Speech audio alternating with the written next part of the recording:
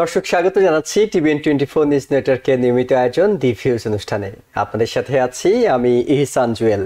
আমরা আজকে যে বিষয়টি নিয়ে কথা বলবো সেটি হলো যারা আমেরিকা থেকে হজ এবং ওমরা করতে যান তাদের জন্য ভ্যাকসিন নতুন নিয়মে বাধ্যতামূলক করা হয়েছে এবং এই বিষয়টির পাশাপাশি আমরা কথা বলবো অভিবাসন বিষয় অর্থাৎ ইমিগ্রেশনের নানা সমস্যা সমাধান কিভাবে হতে পারে সেসব বিষয় নিয়ে আমরা কথা বলবো এবং এইসব বিষয় নিয়ে কথা বলতে আমরা স্টুডিওতে আমন্ত্রণ জানিয়েছি বাংলা ট্রাভেলসের প্রেসিডেন্ট ও সিও প্যারালিগাল বেলাত হোসেন বেলালকে।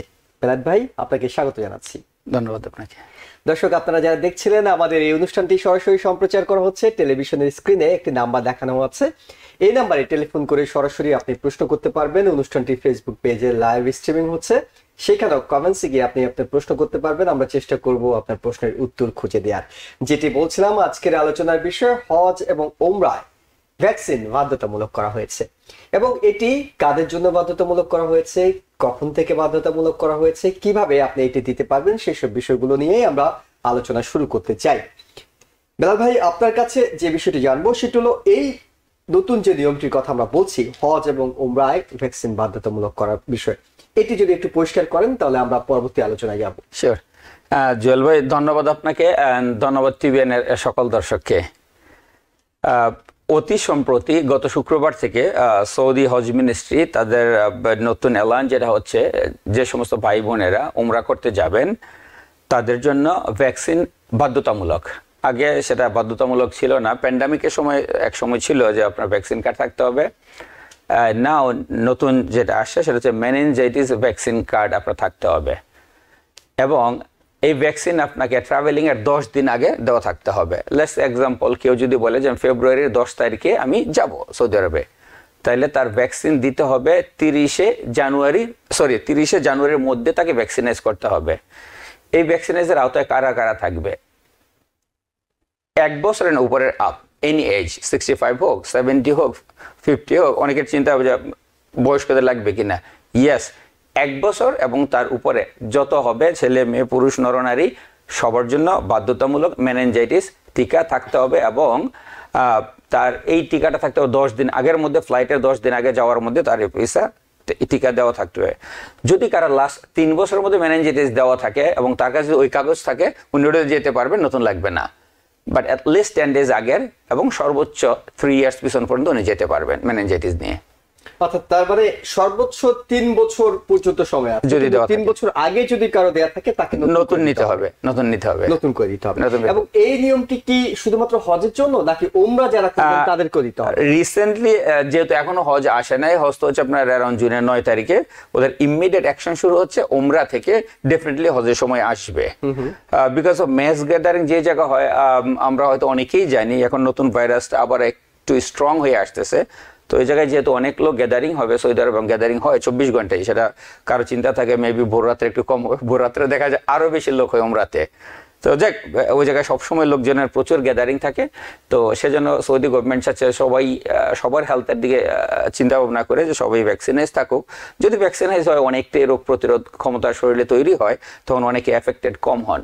সেজন্য সৌদি গভর্নমেন্ট চাচ্ছে যে আপনি মেনিনজাইটিস দিবেন। ওকে, মেনিনজাইটিসের পরে ওদের আছে পোলিও দেওয়ার জন্য রিকমেন্ডেড আছে, পোলিও ভ্যাকসিন নিতেও বলছে। এবং আরও একটা বলছে ইয়েলো ফিভার। ইয়েলো ফিভারটা রেগুলার, যেটা আমাদের জ্বরের ভ্যাকসিন আমরা সাধারণত নেই। আপনার যে প্রাইমারি কেয়ার ডাক্তার আছে, আপনি ওনার কাছ থেকে পোলিও অ্যান্ড ইয়েলো ফিভার আপনি এই দুটা করতে পারেন। মেনিনজাইটিস আপনার প্রাইমারি কেয়ারও দেয়, প্রাইমারি কেয়ারতে করতে পারেন, but most of the time meningitis হয়তো আপনার মেডিকেট কভার না।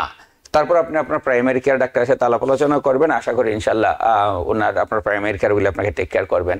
মেনিনজাইটিস, পোলিও, ইয়েলো ফিভার, এই 3টা ভ্যাকসিন নাও বাধ্যতামূলক যারা উমরাতে যাচ্ছেন এবং 1 ফেব্রুয়ারিতে যারা যাবেন। জেদ্দা সৌদি আরবে যারা ল্যান্ড করবেন 1 ফেব্রুয়ারি, হুইচ ইজ কেউ এমন হয় যে 31 জানুয়ারি আমি ডিপার্ট করব, ইয়েস, আপনার ডিপার্ট ডেট থেকে কার্যকর। আপনি সৌদি আরবে যেদিন ল্যান্ড করবেন 1 ফেব্রুয়ারি যদি আপনার ল্যান্ডিং ডেট হয়, ওই দিন থেকে আপনার এই ভ্যাকসিনাইজ পেপার প্রমাণ সহ আপনার কাছে থাকতে হবে। ধন্যবাদ। ওকে, আপনি বলছিলেন যে মেনিনজাইটিসের ক্ষেত্রে 3 বছর সর্বোচ্চ, সর্বনিম্ন 10 দিন। বাকি দুটি অর্থাৎ পোলিও এবং ইয়েলো ফিভারের কথা বলছিলেন, সেই ক্ষেত্রেও কি একই মেয়াদ? সিমিলার মেয়াদ, জি। এবং এটা দর্শকদের খুবই গুরুত্বপূর্ণ একটা বিষয় যে অনেকে হয়তো আপনারা ভ্যাকসিন দিয়েছেন কিন্তু ডকুমেন্টসটার সাথে করে নিচ্ছেন না, তখনও কিন্তু আপনি জটিলতায় পড়তে না, ডকুমেন্ট থাকতে হবে এবং এটা এয়ারপোর্টে আপনাকে দিতে হবে। লেটস সে আপনার দেওয়া ছিল, ডাক্তারের কাছে রেকর্ড আছে, আপনার প্রাইমারি কেয়ার হোক অথবা আপনি যে ডাক্তারের কাছে আপনি নেওয়া ছিল, আপনি অফিসে যোগাযোগ করেন, ওরা আপনাকে প্রিন্ট আউট দিবে, প্রিন্ট আউট ইজ এনাফ। কারণ যারা 3 বছরের মধ্যে দিয়েছেন, 2 বছর দেওয়া ছিল, 3 বছর রাখেননি, ডেফিনেটলি নাই। হ্যাঁ, কারণ তারা জানতেন না এই নতুন নিয়মটা আসবে, সো তারা ওই কাগজটা অন্তত কালেক্ট করবেন। আর এর সাথে রিকমেন্ডেড আছে আরো পরে যেগুলি আছে পরের পেজে, সেটা হচ্ছে ভ্যাকসিন গুলি যেন আপনার আপডেট থাকে। লেটস সি আমরা যেটা আগে প্যান্ডামিকের সময় করোনা ভ্যাকসিন দিছি, লাস্ট ভ্যাকসিন অলসো ওদের রিকমেন্ডেড আছে ওই ভ্যাকসিনগুলো কাগজগুলো সাথে রাখার জন্য। অতএব যাদের পুরাতন ভ্যাকসিন দেওয়া ছিল, করোনা ভ্যাকসিন যেটা, corona vaccine also recommended, please আপনাদের করোনা ভ্যাকসিনের পেপারটা সাথে রাখবেন। কিন্তু অনেকে হয়তো জানতে চান, সেটি হলো যে হঠাৎ করে এই নিয়মটাতে কড়াকড়ি কেন করছেন তারা? আমি যেটা বললাম যে এখন আবার প্রাদুর্ভাব দেখা যাচ্ছে, প্রত্যেকটা শীত আসলে একটু বাড়ে, এবার একটা নতুন ভাইরাস চলে আসে অলরেডি, এবং হয়তো আপনারা বা আমরা অনেকেই জানি নিউ ইয়র্কে একজন বাঙালি মারা গেছে নতুন ভাইরাসে। তো আর যেহেতু যে গ্যাদারিং প্রচুর হয়, লক্ষ লক্ষ মানুষ অলওয়েজ থাকে, সবার হেলথের দিকে কনসার্ন করে সৌদি গভর্নমেন্ট এই চিন্তা করলো যে না, মানুষ যাতে কম এফেক্ট হয়, ভ্যাকসিনাইজ হয়ে সবাই আসুক, তাইলে মানুষের রিস্ক সংখ্যাটা কম থাকবে। ওকে, আর নতুন কোন আপডেট আছে কিনা হজ ওমরা এইসব বিষয়গুলো নিয়ে? ওমরার জন্য সেটাই বর্তমান যেটা গত শুক্রবার থেকে চালু ছিল, মেনিনজাইটিস দিতে হবে, পোলিও ভ্যাকসিন থাকতে হবে, ইয়েলো ফিভার থাকতে হবে, রিকমেন্ডেড ছিল। এটার সাথে আপনার পুরাতন ভ্যাকসিন আপডেট করা, করোনা যাদের টিকা দেওয়া ছিল করোনার টিকাটার কাগজগুলির সাথে রাখা, লেটেস্ট যদি কারো কিছু দেওয়া থাকে করোনার ভ্যাকসিন প্রত্যেক বছরে আমরা দিচ্ছি নতুন, ওই কাগজটা যেন সাথে থাকে। ধন্যবাদ। আমরা হজের প্রস্তুতি কিন্তু পুরোপুরি চলছে, এখনকার আপডেট গুলো কি? অর্থাৎ হজের জন্য লাস্ট কবে পর্যন্ত রেজিস্ট্রেশন করা যাচ্ছে, কিভাবে রেজিস্ট্রেশন প্রক্রিয়াগুলোতে আপনারা কিভাবে সহযোগিতা করে যাচ্ছেন, সেগুলো একটু জানতে চাই। ধন্যবাদ।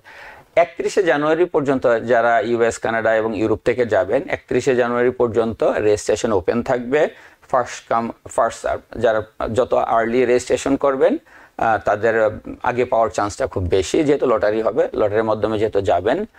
আর যদি কারো আপনার রেজিস্ট্রেশন করতে হয় হজের জন্য, পিকচার আপলোড করা, অন্যান্য ডকুমেন্ট আপলোড করা, চাইলে আমার অফিসে আসতে পারেন। আমরা রেজিস্ট্রেশন 100% ফ্রি করি, কোনো চার্জ করি না। যদি কারো কোনো লাগে হজ করতে যেতে চান বড় হজে, আমরা তাদের রেজিস্ট্রেশনটা ফ্রি করি। আর বিভিন্ন 3 ধরনের প্যাকেজ থাকবে ওই জায়গায়, ইকোনমি, প্রিমিয়াম অ্যান্ড লাক্সারি, যে কোনো একটা চয়েস করতে পারেন।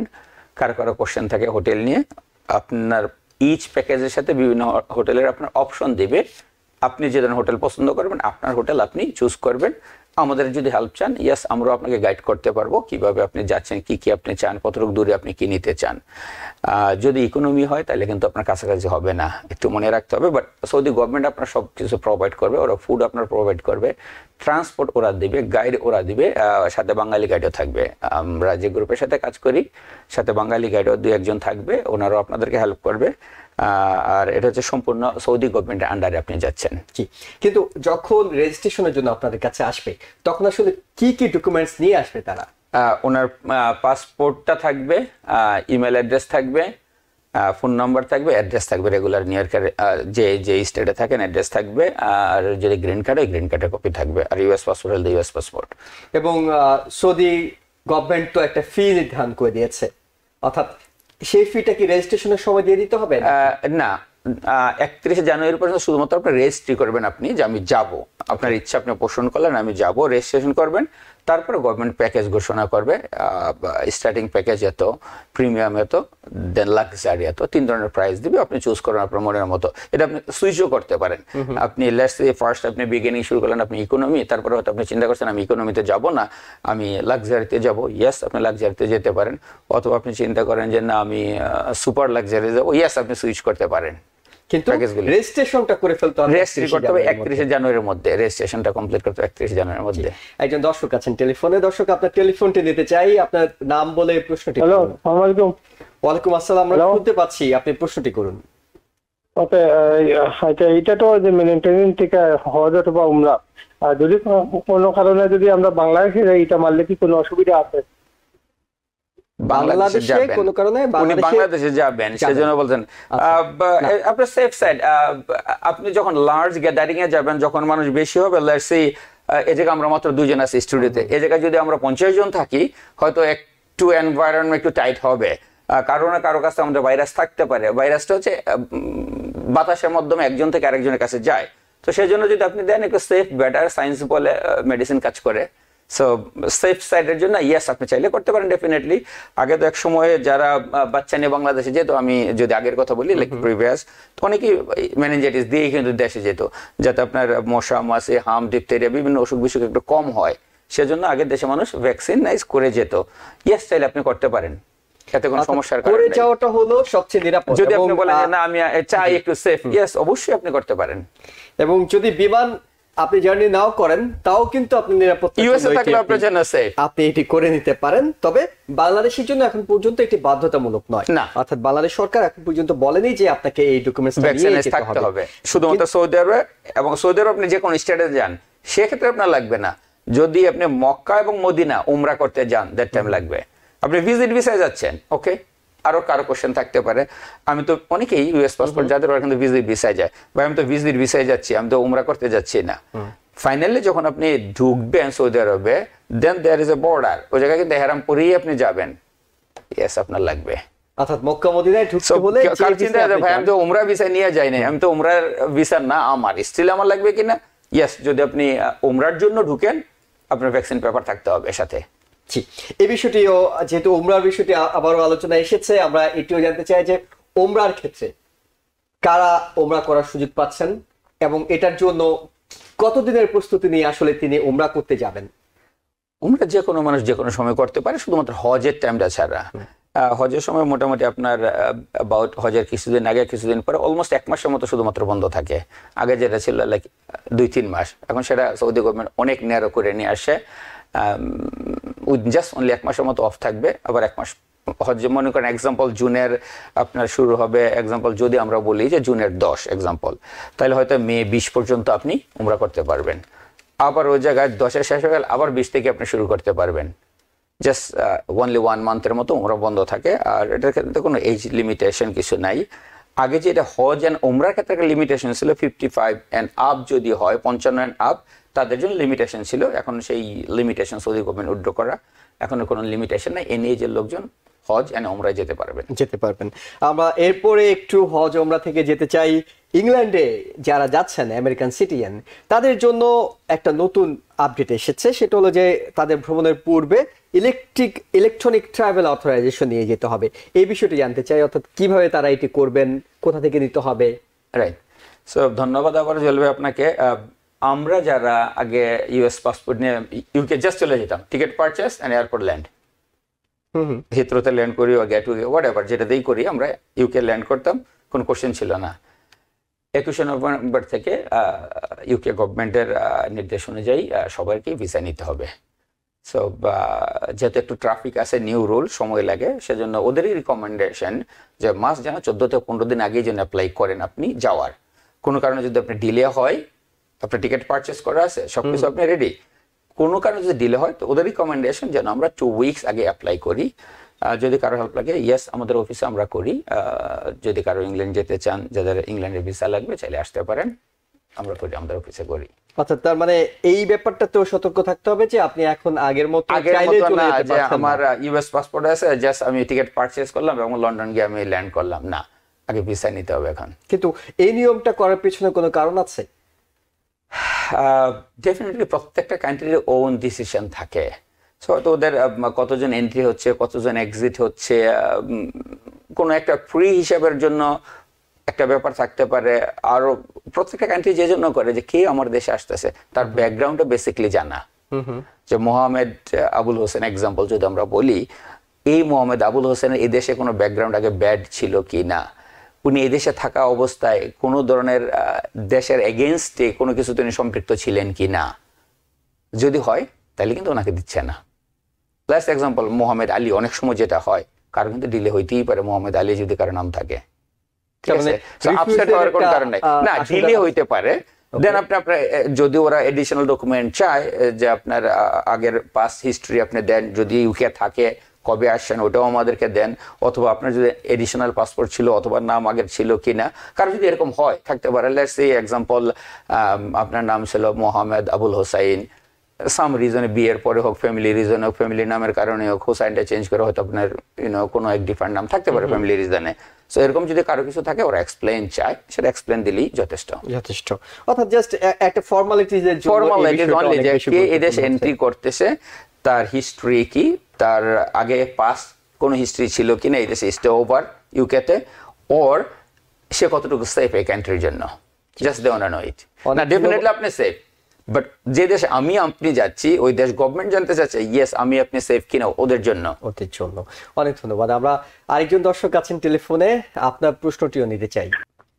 বেলাল ভাই আসসালামু আলাইকুম। ওয়ালাইকুম আসসালাম। বেলাল ভাই আমি জুনে দেশে যেতে যাচ্ছি আর কি, তো টিকিটে কি এবার সেল থাকবে নাকি? অলরেডি আমিরাত তাদের জুনের প্রাইস রিডিউস করা প্রাইস অলরেডি শুরু হয়েছে, কত অ্যারাউন্ড 2 উইকস আমিরাত শুরু করেছে অলরেডি। সো চাইলে আপনি আমিরাতে টিকিট করতে পারেন। অনেক ধন্যবাদ। দর্শক আমরা একটু ইমিগ্রেশন বিষয়ে যেতে চাই। ইমিগ্রেশন বিষয়ে যে বিষয়গুলো আছে, যে আমরা জানি যে ডোনাল্ড ট্রাম্প তিনি আর মাত্র 1 সপ্তাহের ব্যবধানে তিনি দায়িত্ব নিচ্ছেন, অর্থাৎ আগামী সোমবার, আমরা 1 সোমবারের কথা বলছি, আগামী সোমবারে তিনি দায়িত্ব নিচ্ছেন, হোয়াইট হাউসে যাচ্ছেন, এবং তিনি দায়িত্ব নেওয়ার প্রথম দিনে যে বিষয়গুলোকে খুব বেশি গুরুত্ব দিচ্ছেন সেটি হলো ইমিগ্রেশন সংক্রান্ত বেশ কিছু সিদ্ধান্ত তিনি জানাবেন, এবং প্রায় 100টির মতো এক্সিকিউটিভ অর্ডার তিনি দেবেন, যার বেশিরভাগই হলো এই অবৈধ অভিবাসীদেরকে নিয়ে। তাই বাংলাদেশি কমিউনিটি সহ বিভিন্ন ইমিগ্রেন্ট কমিউনিটিতে এক ধরনের উদ্বেগ আছে, আসলে কি হতে যাচ্ছে। তার চেয়ে বড় কথা হলো যাদের হয়তো আনডকুমেন্টেড কিন্তু তার ওয়ার্ক পারমিটটা রিনিউ করার বিষয় আছে, তাকে হয়তো মেয়াদ কিছুদিনের মধ্যে শেষ হয়ে যাচ্ছে, সেগুলো নিয়ে তাদের মধ্যে আতঙ্ক আছে। তারা কেউ অপরাধের সঙ্গে যুক্ত নন, এটা হয়তো তাদের জন্য একটা ভালো পজিটিভ দিক। এই ওয়ার্ক পারমিটের বিষয়টা সুনির্দিষ্ট করে আপনার কাছে জানতে চাই, যেহেতু আপনি প্যারালিগাল হিসেবে কাজ করছেন। সেটি হলো যে ওয়ার্ক পারমিটে যাদের মেয়াদ শেষ হয়ে যাচ্ছে তারা আতঙ্কিত হওয়ার কোনো কারণ আছে কিনা? ধন্যবাদ আবারও আপনাকে। 20 তারিখে নতুন গভর্নমেন্ট আসবেন, নতুন প্রেসিডেন্ট আসবেন, ইলেক্টেড গভর্নমেন্ট। আমরা সবাই জানি আগে থেকে উনি যা ছিলেন এখনই সেম, মেবি আরো একটু অ্যাগ্রেসিভ বেশি আছেন উনি। ইলেকশন ম্যানিফেস্টোে ওনার ছিল আমাদের ইমিগ্রেন্টদের এগেনস্ট নিয়ে। যেহেতু প্রেসিডেন্ট সুপার পাওয়ার, উনি যে চাই কিছু করবেন, ইয়েস চাইলে উনি করতে পারেন। সেজন্য উনি কারো আমার আপনার ওর জনগণের কোনো রায় উনি নিবেন কিনা, না, ওনার ডিসিশন এই ডিসিশন।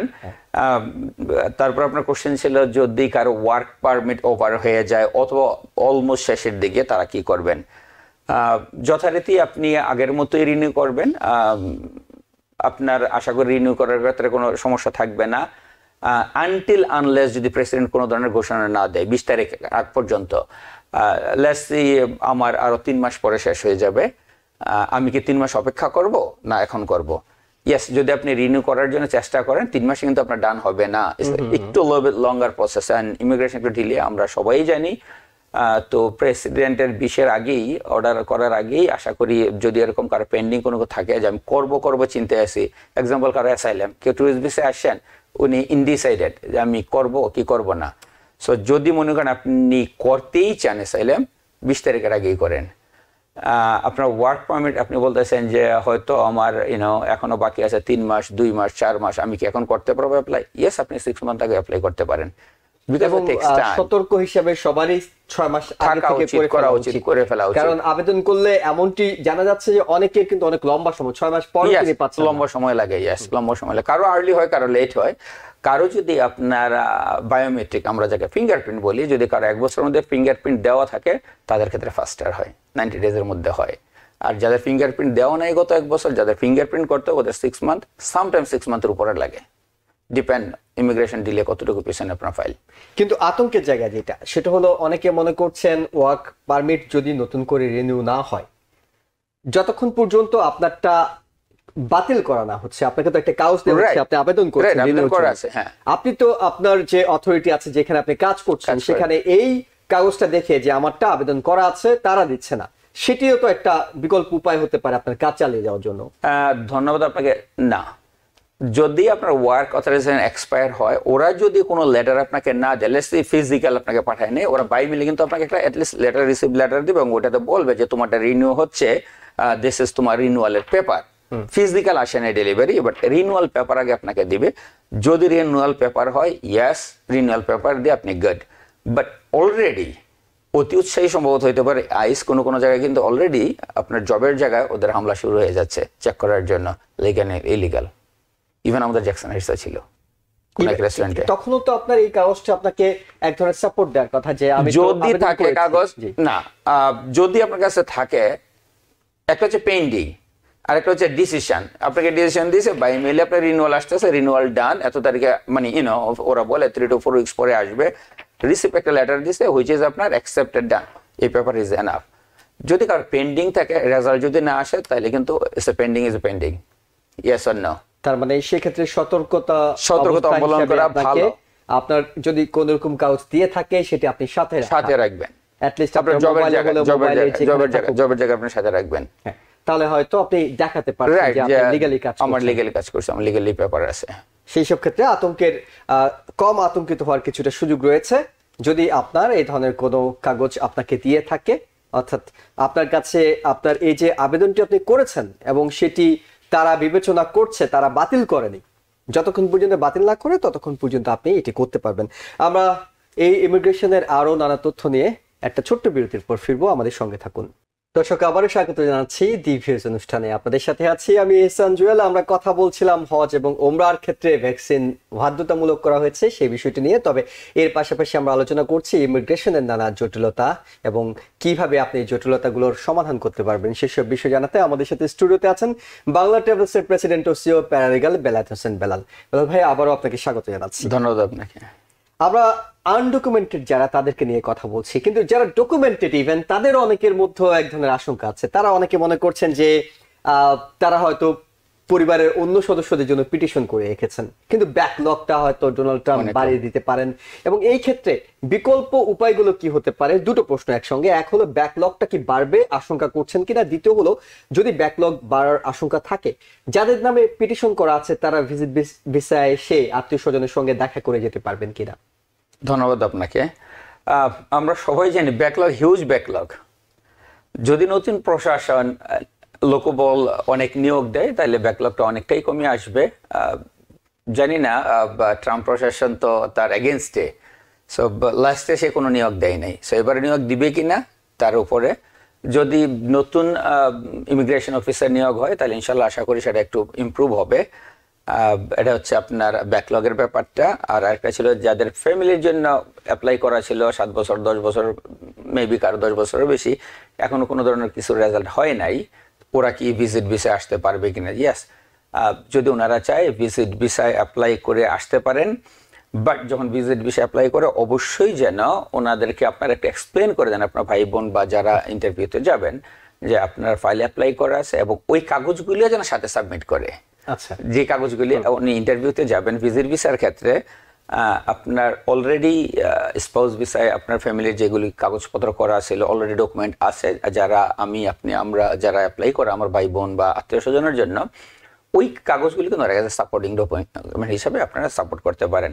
তখন ইমিগ্রেশন অফিসার চিন্তা করবে যে এই ভদ্রলোক যখন ইউএসএ যাচ্ছে, স্টুডেন্ট তার গ্রিন কার্ড হচ্ছে এবং সে ফেরত আসবে এবং সে গ্রিন কার্ড পাবে। তো সেক্ষেত্রে হয়তো আপনার ইন্টারভিউটা একটু ইজি হবে। আমরা শুধুমাত্র বলতেছি হবে কিন্তু না, আমরা কিন্তু জাস্ট আপনার বলি যে পসিবিলিটিটা হয়তো অগ্রাধিকার আসবে অন্য 10 জনের তুলনায় যাদের কোনো ডকুমেন্ট নাই। ওনার অন্য সাইড উইক থাকতে পারে, ব্যাংক স্টেটমেন্ট ওর আনুষঙ্গিক এডিশনাল পেপারগুলি যদি কমও থাকে, যেহেতু ওনার নামে অ্যাপ্লাই করা আছে এবং ফাইল হয়তো অ্যাপ্রুভ রেডি হয় অবস্থা, ডকুমেন্ট ওদের কাছে আছে A to Z। তো যখন এই ফাইলটা দেন অনেকটা হেল্প হবে ওনার ভিসা পাওয়ার ক্ষেত্রে। আচ্ছা, তিনি আসতে পারবেন। এবং আরো একটা জিনিস করবেন, যারাই ইন্টারভিউ দিবেন ওদেরকে প্লিজ একটু শিখিয়ে দিবেন। হয়তো ওরা জিজ্ঞাসা করবে আপনার ভাই বোনের জায়গায় কি করে, জব সম্বন্ধে জিজ্ঞাসা করবে, কতদিন জবত থাকে এটা জিজ্ঞাসা করে। এগুলি আপনার আত্মীয় স্বজনকে একটু ভার্বালি একটু শিখিয়ে দিবেন। ইন্টারভিউতে মাস জিজ্ঞাসা করে আপনার ভাই ও দেশে কতদিন যাবত থাকে, কোন জায়গায় থাকে, অ্যাড্রেস জিজ্ঞাসা করে, কোন জায়গায় থাকে, কি কাজ করে। এগুলি যেন একটু ওদেরকে আগেই আপনারা এক্সপ্লেন করে দেন, যে ভাই হোক আর বোন হোক, যে জায়গায় আমরা আমেরিকায় থাকি, আমরা কোথায় থাকি, আমরা কি কাজ করি, কতদিন যাবত আমেরিকায় এসে, এগুলি একটু জিজ্ঞাসা করে, এগুলি যেন একটু এক্সপ্লেন করে দেন।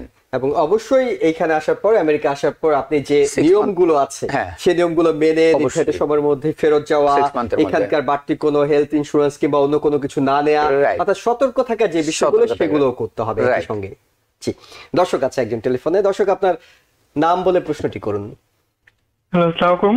ওয়ালাইকুম আসসালাম, আমরা শুনতে হ্যাঁ। পাচ্ছি, আপনি প্রশ্নটি করুন। হ্যাঁ, আমি ইমন বলছিলাম। আমার ওয়ার্ক পারমিটের মেয়াদ আর 2 মাসের মতো আছে। এমন অবস্থায় আমি কি আপনাদের অফিসের মাধ্যমে আমার ওয়ার্ক পারমিট রিনিউয়ালের জন্য আবেদন করতে পারবো? ওকে, 2 মাস আছে তার ওকে, মাত্র। ধন্যবাদ। 2 মাস আছে, আপনি চাইলে 6 মান্থ আগে থেকেও করতে পারেন, right. Because of it takes time. So 2 মাস আপনার জন্য মানে মেবি already আরো আপনি আগে করলে দেরি আরো করে ভালো, ফেলছেন। হ্যাঁ আপনি দেরি করে মেবি ফেলছেন। আরো আগে করলে আরো ভালো ছিল। তো যাই হোক, স্টিল আমি বলবো আপনাকে আপনার ফাইলটার জন্য 20 জানুয়ারির আগে করেন, যেহেতু আপনার সময় লাগবে এবং আপনি রিনিউ করতেই চাচ্ছেন। আপনি আর ডিলে না করে করেন, আমরা আপনার অ্যাপ্লিকেশন করে দেবো ইনশাল্লাহ। অ্যাপ্লিকেশন করার মধ্যে 30 ডেজের মধ্যে একটা রিসিভ লেটার আসবে।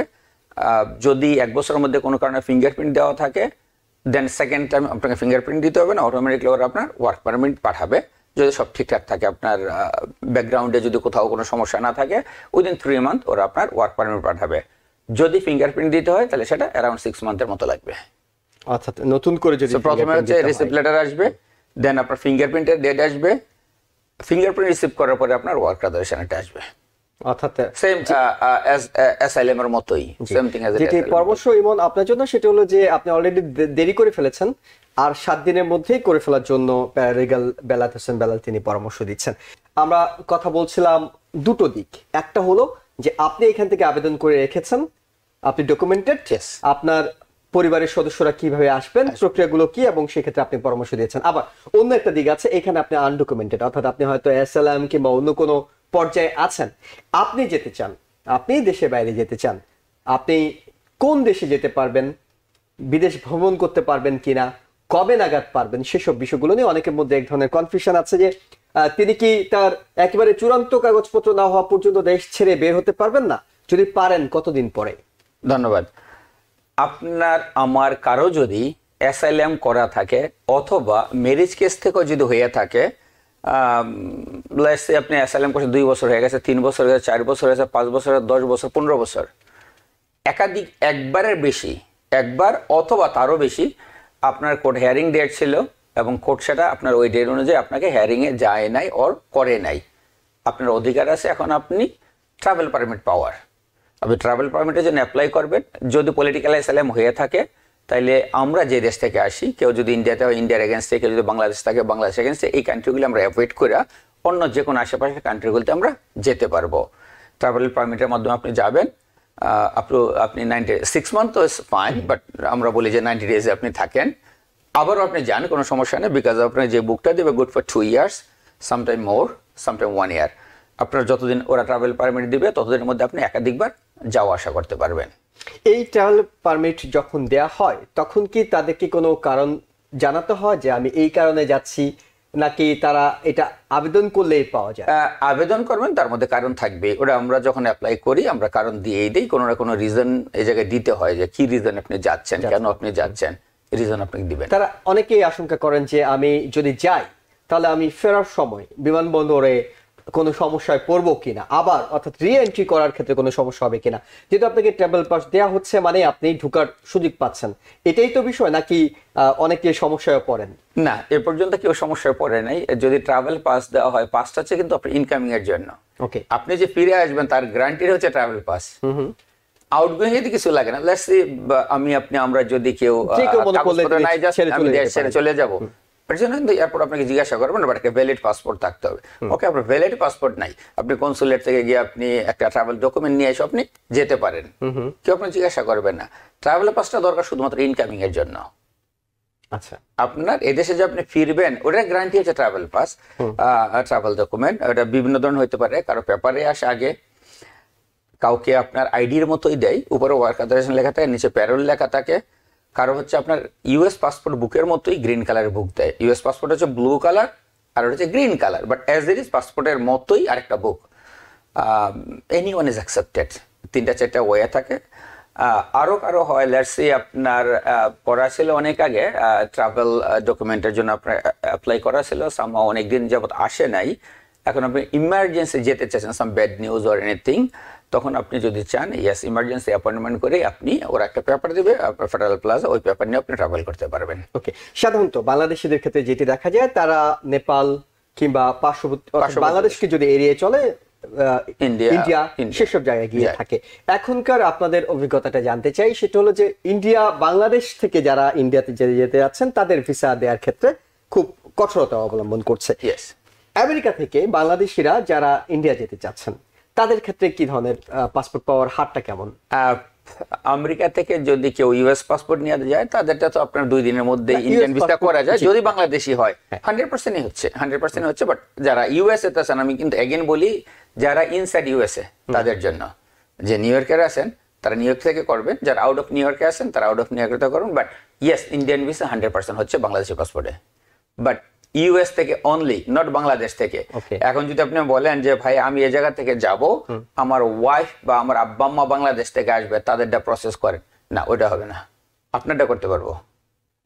যে ইউএস আছে, এগেইন বলি, নতুন রাজনীতির, বাট যারা আমরা আমেরিকাতে আছি তাদের কোনো এফেক্টেড না। ইয়েস, আমাদের দেশ থেকে একটু, আমরা সবাই জানি, একটু টানপোড়েন 2 দেশের মধ্যে আছে। ইউএসএ তে কোনো সমস্যা নেই, ইউএসএ সবারটাই হচ্ছে। ওকে, আমরা প্রসঙ্গ পাল্টে এখন যে বিষয়টি আপনার কাছে জানতে চাই, অনেকে পাসপোর্ট, গ্রিন কার্ড এগুলো হারিয়ে ফেলছেন। হারিয়ে ফেলার পর তিনি যখন নতুন করে আবেদন করবেন, নরমালি সবার মাথার মধ্যে থাকে যে হারিয়ে ফেলার জন্য তো আসলে একটা পুলিশ রিপোর্টিং দরকার হয়, কিংবা কি কি ডকুমেন্ট জমা দিতে হয়, কিভাবে কোন প্রক্রিয়ায় কতদিনের মধ্যে তারা আবারও এই তাদের গ্রিন কার্ড কিংবা পাসপোর্ট ফিরে পাবেন? ইয়েস, যদি কারো লস্ট হয়, সেটা বাংলাদেশি পাসপোর্ট যদি লস্ট হয় তাহলে আপনার পুলিশ রিপোর্ট লাগে। আচ্ছা, ইউএস পাসপোর্ট লস্ট হলে না, ইউএস গ্রিন কার্ড লস্ট না, কোনো পুলিশ রিপোর্ট লাগবে না। লেটস এক্সাম্পল, আপনার ইউএস পাসপোর্ট দেওয়া যদি আমি আগে শুরু করি, আপনার ইউএস পাসপোর্ট সামহাও আপনি জানেন না কোথায় আছে, আপনি 2-3 দিনের মধ্যে ট্রাভেল করবেন, এখন কি আপনি পুলিশ রিপোর্ট করতে হবে? না। কোথাও যেতে হবে? না। জাস্ট আপনি, আমরা যেটা করি সেটা হচ্ছে আপনার সেম ডে, আজকে যদি আমাকে বলেন হয়তো কালকে পরশুর জন্য আপনি অ্যাপয়েন্টমেন্ট করে, তো 2 ঘন্টা লাগবে, আপনি নিয়ে আসেন। আসার পরে আপনার পুরাতন পাসপোর্ট আপনি ফিরে পেলেন, এখন কি করবেন? পুরানটা আপনার ডান, ওরা নতুন আপনাকে ওটা এক্সচেঞ্জ করে নতুন একটা বুক দিল, দিস ইজ আপনার ডান, 2 আওয়ার্স ইউএস পাসপোর্ট ডান। এর জন্য কোনো পুলিশ রিপোর্ট আর এক্সট্রা কিছু আপনাকে করতে হবে না। গ্রিন কার্ডের ক্ষেত্রে যেহেতু একটু সময় লাগবে, এগেইন যদি কারো 1 বছরের মধ্যে কারো আপনার ফিঙ্গারপ্রিন্ট দেওয়া থাকে, কারো যদি গ্রিন কার্ডের অ্যাপ্লাই করে 2 to 3 উইক্সের মধ্যে চলে আসে। যদি কারো লাস্ট 1 ইয়ার ফিঙ্গারপ্রিন্ট দেওয়া থাকে, কারো green card lost or expire, উনি যদি রিনিউ করতে চান, আমরা সাধারণত যেটা বলি ভাই 3 to 6 মান্থ লাগবে, গ্রিন কার্ডের না 2 to 3 উইক্স লাগে যদি ফিঙ্গারপ্রিন্ট দেওয়া থাকে। আর যদি কারো ফিঙ্গারপ্রিন্ট না দেওয়া থাকে তাহলে এটা 6 month, sometime even more, green card রিনিউয়ালের ক্ষেত্রে। এবং তাদের কাছে পুলিশ রিপোর্ট লাগবে না, গ্রিন কার্ডের ওলাদেরও না, পাসপোর্ট ওলাদেরও না, কারোর জন্যই কোনো পুলিশ রিপোর্ট বাধ্যতামূলক না। ইয়েস, আমাদের বাংলাদেশে এম্বাসি, বাংলাদেশি পাসপোর্ট যদি আপনার হয়, আপনার লস্ট হয়, আপনি রিনিউ করতে যাচ্ছেন, ওরা পুলিশ রিপোর্ট চায়, সেজন্য আপনি সংশ্লিষ্ট থানার কাছে গিয়ে আপনি পুলিশ রিপোর্ট আনতে পারেন বাংলাদেশি পাসপোর্ট রিনিউয়ালের জন্য। অর্থাৎ বাংলাদেশের বাংলাদেশে কেন এটা করে জানি না, যে জায়গায় আপনার বাংলাদেশ ন্যাশনালিটি আইডি কার্ড আছে, বাংলাদেশে আপনার বার্থ সার্টিফিকেট আছে, তারপরে কেন একটা হ্যাসেল? এই বলতে এখন সময় আসছে বাংলাদেশ গভর্নমেন্টের চিন্তা করা, বাংলাদেশ কনসুলেটের চিন্তা করা, ইটস লাইক রিয়েলি হ্যাসেল। আমরা সবাই যারা এদেশে কাজ করি সবাই ব্যস্ত থাকি। আপনি অনেক সময় যেটা হয়, পুলিশের কাছে গেলে ভাই কি হয়েছে, তোমার পাসপোর্ট হারাইছে, আমি তো দেখি নাই, ওদের কি রিপোর্ট করবো? দেন তারপরে ওদেরকে কনভিন্স করে বলতে হয় যে আমি পাসপোর্টটা বানাবো, দিয়েছেন দ্যাট কনসুলেট এটা স্যার আমাকে দিবে না। দেন অনেক বুঝানোর পর ওরা এই জিনিস বুঝতেই চায় না এই দেশের, তোমার পাসপোর্ট হারাইছে কেন লাগবে, তোমার পাসপোর্ট হারাইছে ডান, তুমি আরেকটা বানাও। এবং তুমি তো মিথ্যে এই তথ্য দিয়ে তোমার কোনো লাভ নেই, রাইট? তুমি দিচ্ছ আমাকে, আমি দিলাম, কি রেজাল্ট হচ্ছে? আমি ইউএসএ, তুমি হারাইছো আমাকে বলছো, আমি লিখে দিলাম তুমি হারাইছো, লস্ট। তখন আমরা কি লস করি? আমরা শুধু পাসপোর্টই বলি না, যাওয়ার পর অনেক সময় পেশেন্ট বলে শুধু পাসপোর্টটাই তোমার ছিল, বলো আর কি কি ছিল? তখন আমরা বলি ভাই আমার ব্যাগটা ছিল, ব্যাগের মধ্যে আনুষঙ্গিক জিনিস ছিল। বাংলাদেশ কনসুলেটকে জিনিসটা থিঙ্ক করা উচিত। যে জায়গায় আমি বাঙালি নাগরিক, আমাকে প্রুভ করতে চাইলে আমার ন্যাশনাল আইডি কার্ড আছে, ফিঙ্গারপ্রিন্টস আমার ন্যাশনাল আইডি কার্ড হয় নাই, আমার বাংলাদেশে বার্থ সার্টিফিকেট আছে, 2টা জিনিস প্রুফ দেওয়ার পরে আমার পাসপোর্ট সামহাও হারাইছে, কেন এই জায়গায় ইউএস আমেরিকান পুলিশ ভেরিফাই করে লাগবে? বাংলাদেশ না যে সে আমাকে ভেরিফাই করবে। এটি কিন্তু খুবই গুরুত্বপূর্ণ একটা পয়েন্ট। বাংলাদেশ কনসুলেটের সময় আসছে চিন্তা ভাবনা করা, বাংলাদেশ কনসুলেটকে একটু হ্যাসেল কমানো। It's like আমরা যারা এদেশে থাকি আমাদের জন্য it is too much hassle, we feel it, যে ফোন নাথিং কেন আমাকে হ্যাসেলটা করানো হবে? ইউএস পুলিশ কি আমার পাসপোর্টটা খুঁজে দিবে? ইউএস পাসপোর্ট কি আমার পুলিশ কি আমার বাড়িতে যাবে? সেটা বাংলাদেশ হলে পুলিশ ভেরিফিকেশনে যায়, ইয়েস লোকটা এটা কিনা। আমেরিকান পুলিশ আমার বাসায় যাবে না, আমার নিউ ইয়র্কের অ্যাড্রেসে যাবে না আমাকে ভেরিফাই করার জন্য this is me or somebody else. Right. যে জায়গায় আমি আপনাকে অরিজিনাল আমার পাসপোর্ট দিচ্ছি, green what is call green card against national ID card দিচ্ছি, আমার বার্থ সার্টিফিকেট দিচ্ছি, আমার ফিঙ্গারপ্রিন্ট আছে আপনার কাছে, এগেন ফিঙ্গারপ্রিন্ট দিলে হচ্ছে। এই জায়গায় কেন হাইস্টালটা হচ্ছে? সো আমি আজকে টিভিএনের মাধ্যমে বাংলাদেশ কনসুলেটকে সবিনয় আবেদন করতেছি, অবশ্যই অবশ্যই এই পলিসিটা আপনারা চিন্তা ভাবনা করবেন, এবং যেভাবে হোক যারা আমরা ইউএসএ থাকি তাদেরকে হ্যাসেল কমানোর ক্ষেত্রে এই জিনিস আপনারা বন্ধ করবেন। ধন্যবাদ। এটি খুবই গুরুত্বপূর্ণ একটি পরামর্শ, যেটি বাংলাদেশ কনসুলেট পররাষ্ট্র মন্ত্রণালয়ের মাধ্যমে এখন যে সরকার দায়িত্বে আছে তারা নানা সংস্কারের কথা বলছেন, এবং তারা বলছেন যে প্রবাসী বান্ধব একটি সরকার হিসেবে নিজেদেরকে দাবি করছেন। এই কাজটি যদি করতে পারেন তাহলে হয়তো তারা অনেক বেশি সাধুবাদ পেতে পারেন, যে না, অন্তত যিনি প্রবাসী আছেন, যিনি রেমিটেন্স পাঠাচ্ছেন, যিনি রেমিটেন্স যোদ্ধা হিসেবে কাজ করছেন কিংবা বাংলাদেশের শুভাকাঙ্ক্ষী হিসেবে কাজ করছেন, তাকে অন্তত এই ধরনের হ্যাসেলের মধ্যে, জটিলতার মধ্যে ফেলা উচিত নয়। আরেকজন দর্শক আছে, আমরা তার টেলিফোনটিও নিতে চাই। জি ভাই, আসসালামু আলাইকুম। ওয়ালাইকুম আসসালাম, আমরা শুনতে পাচ্ছি আপনার প্রশ্ন। জি ভাই, বাংলাদেশ থেকে স্টুডেন্ট ভিসার জন্য কিভাবে অ্যাপ্লাই করতে হবে? যেটা স্বাভাবিক অ্যাপ্লাই করে ওরকমই অ্যাপ্লাই। যদি আপনার কোনো হেল্প লাগে আমাদের অফিসে আসতে পারেন, আমরা করি, আপনি নিজেও করতে পারেন, যে কোনো অভিজ্ঞ লোকের কাছে গিয়ে আপনি করতে পারেন। অভিজ্ঞতা সম্পন্ন লোকরা একটু আপনার আমার তুলনায় একটু বেটার করবে। সো যে কোনো অভিজ্ঞতা সম্পন্ন লোকের কাছে চাইলে গিয়ে আপনি ট্রাই করতে পারেন। ধন্যবাদ। কি কি কি কোন ডকুমেন্ট লাগে, কি কি লাগে? ডকুমেন্টের মধ্যে তো বিস্তারিত দরকার, টিভিতে অ্যাটলিস্ট হয়তো আধা ঘন্টা 30 মিনিট একদিন আপনাকে এক্সপ্লেইন করা দরকার। ডকুমেন্টস লাগবে, যে সমস্ত লাগবে ওগুলো যেন আপনি বিস্তারিতের জন্য অফিসে আসাই ভালো। জি, স্টুডেন্ট হিসেবে যারা আসতে চান তারা যদি ছাত্র হন, অবশ্যই তিনি এখানে কোন প্রতিষ্ঠানে পড়বেন সেখানে আবেদন করতে হবে। আবেদন করে সেখান থেকে আইডেন্টি দিতে হবে, ব্যাংক স্টেটমেন্ট দিতে হবে, নানা ধরনের ইনফরমেশন আছে। জি, লং কোশ্চেন, সেটা আমরা হয়তো আলাদাভাবে আরেকদিন আলোচনা করতে পারি, কিংবা আপনি সরাসরি যোগাযোগ করতে পারেন। আমরা এরপরে একেবারে সর্বশেষ, আপনি যদি আর কোনো বিষয় নিয়ে যারা কমিউনিটির মানুষ, খুবই চমৎকার একটা পয়েন্ট আপনি বলেছেন যে কেন পুলিশ রিপোর্ট লাগবে, এবং এটি আমরাও টিভিএন 24 নিউজ নেটওয়ার্কের মাধ্যমে আবেদন জানাচ্ছি যে এই পুলিশ রিপোর্টিং এর বিষয়টি তুলে দিন, কারণ এটি কোনো কাজে আসছে না, একেবারে একটা নিষ্ফলা বিষয়। আপনি তার বার্থ সার্টিফিকেট কিংবা ন্যাশনাল আইডি কার্ড সঠিক কিনা সেটি আপনার সার্ভারে আপনি যাচাই করুন। আমেরিকাতে যিনি আছেন তিনি তার প্রিসিংটে যাওয়ার পরে পুলিশ আসলে হাসে এই কারণে যে তোমার পাসপোর্ট হারাই গেছে, তো মানে এটা নিয়ে আমরা কি করতে পারি, কিংবা কিভাবে বুঝবো তোমার এটা হারাইছে। সো এইভাবে বিব্রত করার কোনো মানে হয় না। এই বিষয়টি আশা করছি কনসাল জেনারেল এবং বাংলাদেশের পররাষ্ট্র মন্ত্রণালয় তারা গুরুত্ব দিয়ে বিবেচনা করবেন। আপনি যদি শেষ কোনো কথা এটার সাথে যদি আরো অ্যাড করতে চাই, অনেক বছর যাবতে শুনতেছি যে প্রবাসী দিস এন্ড দ্যাট, ওদেরকে ভোটার আইডি দেওয়া হবে। ওকে, ভোটার আইডি না দেখে ন্যাশনাল আইডি কার্ড দেওয়া হোক। ন্যাশনাল আইডি কার্ড কেন? অনেকেই এই দেশে আছেন, কেউ লিগাল কেউ ইলিগাল, 10-15 বছর যাবত দেশে যান না, কারো হয়তো আমি জানি আরো বেশি কেউ আছেন। সো ওদের ক্ষেত্রে বিভিন্ন প্রয়োজনে ওদের ন্যাশনাল কার্ডটা হয়তো জরুরি হয়ে ওঠে। উনি যদি দেশে কিছু পাঠাইতে চান, দ্যাট টাইম এ টু জি এখন বাংলাদেশে ইভেন ব্যাংক ওপেন করতে যান, এ জায়গায় যেমন every single things ID card লাগে, নাও বাংলাদেশে এভরিথিং আইডি কার্ড লাগে। সো যে প্রবাসী আছেন তার হয়তো দেশে জমি জমা থাকতে পারে, কোনো না কোনো ফাইন্যান্সিয়াল সেক্টরে ওনার কোনো না কোনো জায়গায় জড়িত উনি থাকতে পারেন, ওনার আইডি কার্ডটা লাগে। যেহেতু ফিঙ্গারপ্রিন্ট দিয়েই হচ্ছে, কোনোভাবেই তো এটার মধ্যে আর কোনো কিছু হওয়ার কোনো জায়গা নাই। ওরা এখন কি করে, রাইট নাও ইভেন আপনার চোখের মনি নিচ্ছে, আপনার পিকচার নেবে, আপনার ফিঙ্গারপ্রিন্ট নেবে, আপনার ডাটাবেসে সবকিছু আছে। এখন যদি দলীয়করণ চিন্তা ভাবনা করি সেটা অন্য কথা, বাট নাও দলীয় গভর্নমেন্ট নাই।